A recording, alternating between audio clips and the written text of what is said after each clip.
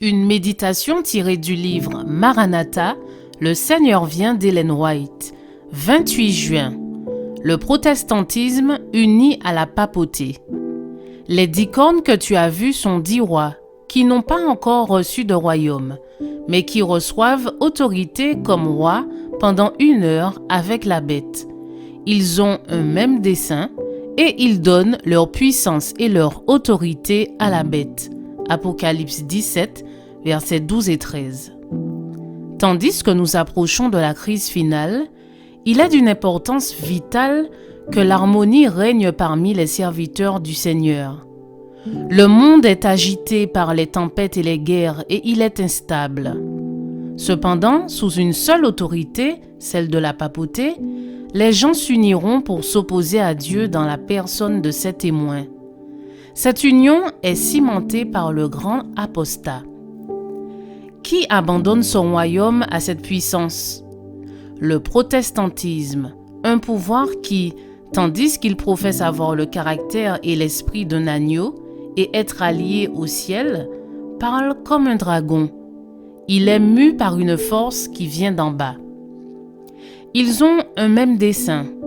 Il existera un lien universel de syndicats, une grande harmonie, une confédération des forces sataniques.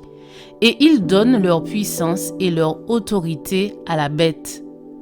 C'est ainsi que se manifeste le même pouvoir arbitraire et oppressif contre la liberté religieuse, la liberté d'adorer Dieu selon sa conscience, telle que la papauté l'a manifestée lorsque, par le passé, elle a persécuté ceux qui ont osé refuser de se conformer aux rites religieux et aux cérémonies du romanisme. Dans la lutte qui sera livrée dans les derniers jours, s'uniront contre le peuple de Dieu tous les pouvoirs corrompus qui ont renié l'allégeance à la loi éternelle du Seigneur. Dans cette guerre, le sabbat, jour de repos du 4e commandement, sera l'objet principal de la controverse, car dans le commandement du sabbat, le grand législateur s'identifie lui-même comme le créateur des cieux et de la terre.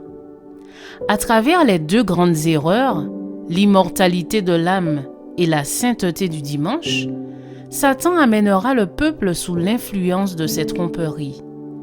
Tandis que la première jette les bases du spiritisme, la seconde établit un lien de sympathie avec Rome. Les protestants des États-Unis seront les premiers à tendre par-dessus le précipice, la main au spiritisme, puis à la puissance romaine.